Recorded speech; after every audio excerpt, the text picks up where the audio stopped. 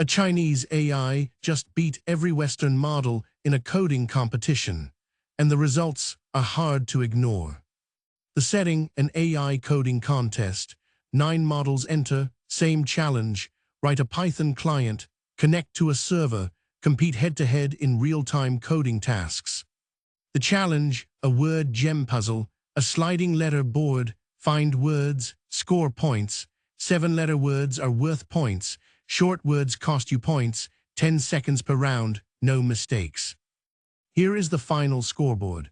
Kimi K 2.6 first place, Mimo V2 Pro second place, that's Xiaomi's AI, ChatGPT GPT 5.5 third place, GLM 5.1 fourth place, Claude Opus 4.7 fifth place, Gemini 6th, Grok 7th, DeepSeek V4 8th. It sent broken data every round. Muse last, lost by 15,309 points.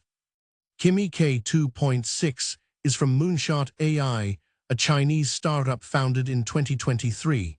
It is open weights. Anyone can download and run it, and it just beat every model from every major Western AI lab. How did Kimi win? Aggression. 290,000 tiles slides across the tournament. It kept moving, kept hunting for words. On the biggest boards, 30 by 30, Kimi's score was 5.88 points per round.